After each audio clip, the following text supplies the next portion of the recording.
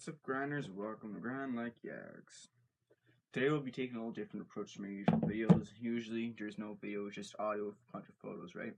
Well, for now, I'm going to try something a little different. What we're going to do for now is I'm going to be filming about 5 videos right now. Or I'm guessing 5, I don't know how much it's going to be. So basically, at least 5 next videos will be like this, where it's going to be more video than pictures. I'll thumbnail in the background with me right here. But I don't know how long this is going to stick. For now, that's how it is. So for today, I'm wearing my Sens hat and my Montreal shirt. Montreal hoodie for no reason. It's a comfortable hoodie. Sens hat because we will be talking about the Ottawa Senators today. So the name of this video will be Thoughts on the Ottawa Senators season 2017-2018, obviously. And to start things off, I knew Ottawa. My personal prediction for Ottawa was just to sneak in the playoffs. I thought they were gonna just make it. Like, for example, I thought they're gonna be either the third best in their division or get a wild card, which is not the case as right now. As of I'm recording this, they are sitting 27th in the league, which I am kind of mixed thoughts on that, for multiple reasons. I'm an Ottawa Senators fan over any other team, but yeah, Ottawa's my favorite team, and I want Ottawa kind of to go after a guy like Rasmus Dahlin or Andrei Sveshnikov. Saying his name wrong. I have his name right in front of me, so I can't read it. Andrei Sveshnikov, and I want this for as many reasons. Ottawa needs that. I hope Carlson's gonna for Rasmus Dahlin. I hope Ottawa's gonna re-sign Erik Karlsson, but right now we're not sure how that's going to be, how it's going to go on. And then if you look at their right wings, Andrei Sveshnikov is a right wing, I'm pretty sure. And if you look at Ottawa's right wing depth right now, first line would be Mark Stone, second line would be Bobby Ryan, third line would be Marian Gaborik, and fourth line, I don't even know who's the fourth line right at this point. So much changes here, I don't even remember. Probably Max McCormick, actually. I don't know. It's fourth line's always different. And then Ottawa needs that like permanent first or second line guy. Andrei Sveshnikov. Oh, right now Ottawa's first line but first line right wing forever will be Mark Stone until he drops off, which I don't think will happen for another at least 10 years because he's just that good. But Ottawa needs that guy, the second man, or if Mark Stone becomes the second man to Sveshnikov, I think that would be a really good 1-2 punch. And then for Rasmus Dahlin, obviously, Karlsson and Dahlin would be amazing 1-2 punch. But if Karlsson does not resign or Ottawa trades him, they will need another defensive god in Rasmus Dahlin. And then they have Thomas Chabot, but like they need that right defenseman to play with, to be on the second pair or first pair. Why am I playing with scissors? To play with Karlsson. Or, Karlsson's a right defenseman.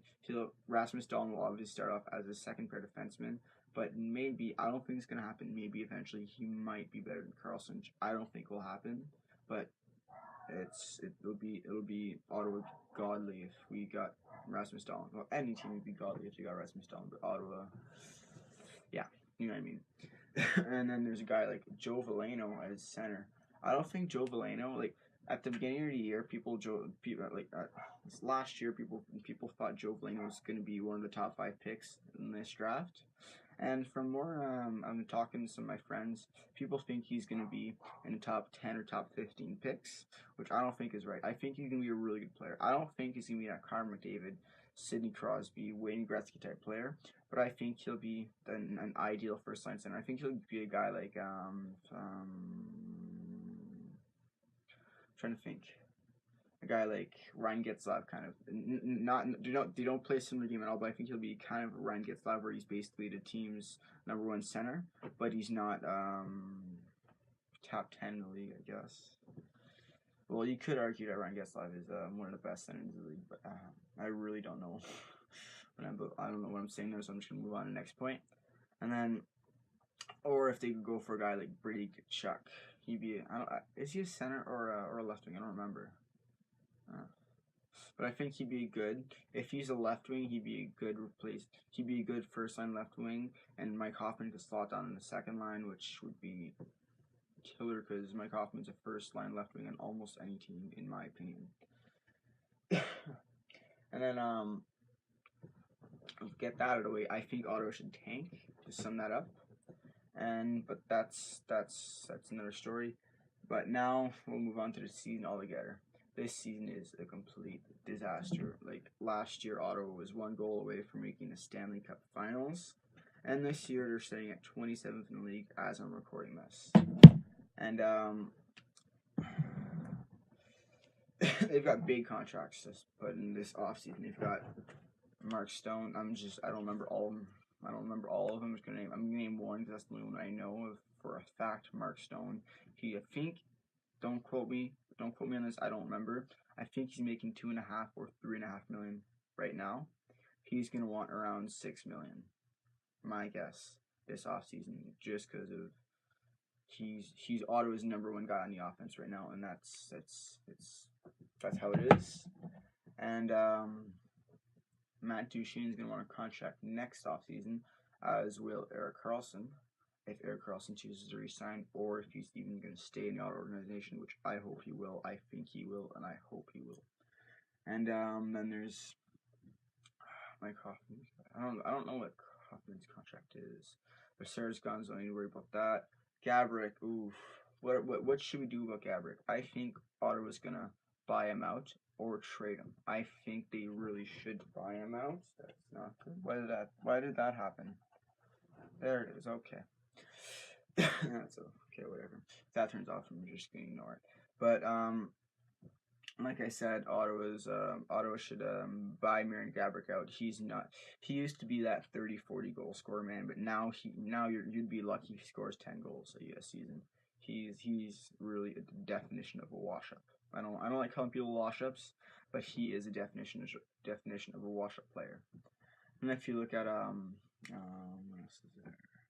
So looking at my Ottawa, see if there's anybody I can think of. Calter's gone. No, don't need to worry about that. Now we'll just move on to the Eugene Melnyk. He needs to go. I think he really should sell the team. From the research I've done, he's not as financially equipped as some other team owners in the NHL, like for example Tom Dundon. Why do I always think of Tom Dundon? He's a New Carolina owner. He's not the richest team owner, and it's obviously reflecting on Ottawa's past while ever since he bought the team. And then there's if you look at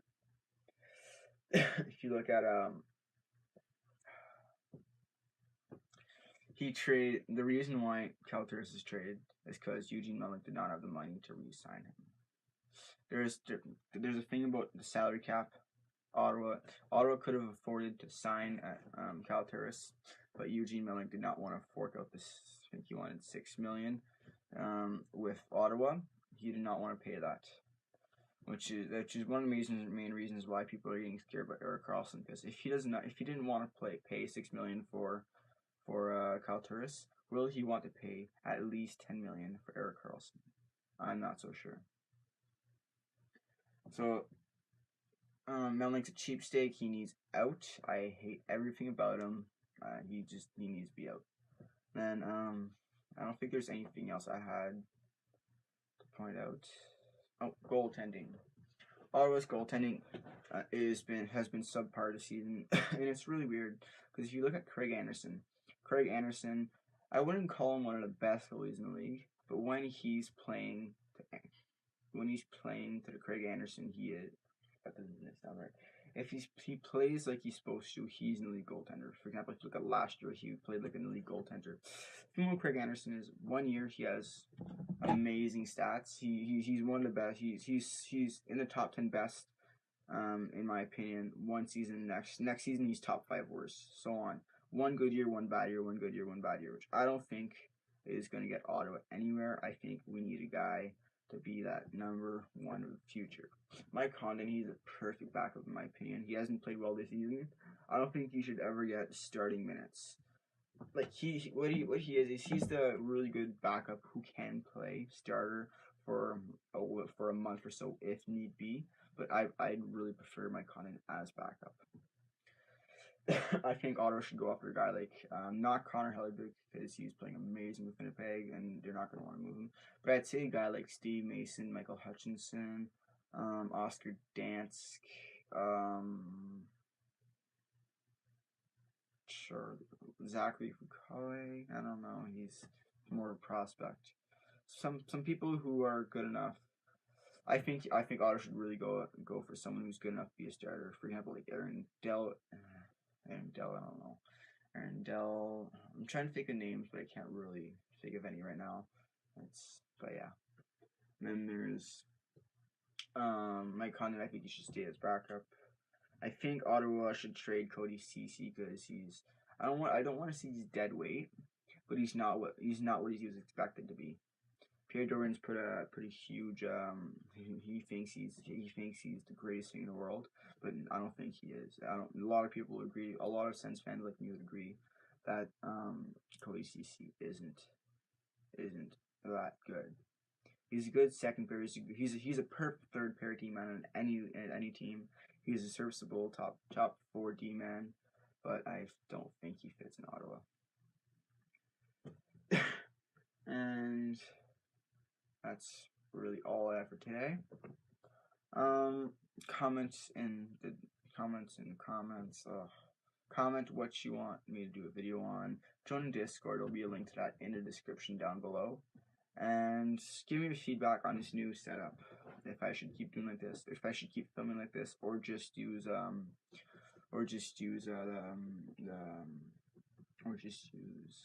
why can I not figure what I'm saying? Or just use the video setup I had before, where I just took pictures and talked over them. That's all for now. See ya. Peace, grinders.